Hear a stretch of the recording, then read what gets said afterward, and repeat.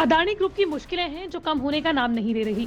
2 फरवरी को भी अदानी की कंपनी अदानी इंटरप्राइजेस के शेयर लगभग 26% टूट गए। अमेरिकी रिसर्च कंपनी हिंडनबर्ग की अदानी ग्रुप पर आई रिपोर्ट के बाद से ही अदानी ग्रुप के खिलाफ जहां संसद में विपक्ष सरकार पर हमला बोल रही है, तो वहीं आरबीआई ने भी बड़ा कदम उठा लिया है। रिजर्व बैंक ऑफ इंडिया ने देश के सभी सरकारी बैंक्स को निर्देश जारी कर अदानी ग्रुप को दिए लोन की जानकारी मांगी है।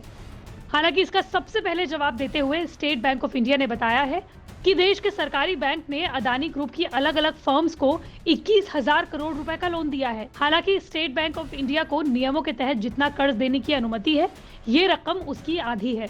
रिपोर्ट में कहा गया है कि एसबीआई ने अदानी को दिए गए पैसों में इसकी विदेशी इकाइयों से $200 मिलियन भी शामिल है। एसबीआई के चेयरपर्सन दिनेश कुमार खारा ने 2 फरवरी को कहा कि उथल पुथल से प्रभावित अदानी समूह की कंपनियां कर्ज चुका रही हैं और बैंक्स ने अब तक जो कुछ भी उधार दिया है उसमें तत्काल उन्हें कोई चुनौती नहीं दिख रही है।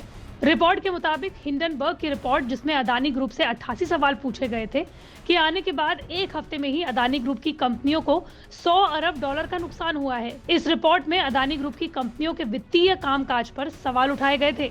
हालांकि अदानी ग्रुप इस रिपोर्ट को कई बार भ्रामक और निराधार बता चुका है, यहाँ तक कि देश के खिलाफ भी बता चुका है। ग्रुप ने दावा किया है कि इस रिपोर्ट में जनता को गुमराह करने की कोशिश की गई है और मामले को कोर्ट में ले जाने की बात तक कही है। समाचार एजेंसी रॉयटर्स के मुताबिक 2 फरवरी को रिजर्व बैंक ऑफ इंडिया ने सभी सरकारी बैंक से कहा है कि उन्होंने कितना लोन अदानी ग्रुप की कंपनियों को दिया है, इसकी जानकारी आरबीआई को दे। रॉयटर्स की रिपोर्ट के मुताबिक आरबीआई ने जो जानकारियां मांगी हैं, उसमें कर्ज देने के लिए अदानी ग्रुप की जिन संपत्तियों को कोलैटरल के रूप में माना गया है, उसकी लिस्ट भी शामिल है। इसके अलावा अदानी ग्रुप में बैंकों के अप्रत्यक्ष जोखिम की लिस्ट भी मांगी गई है।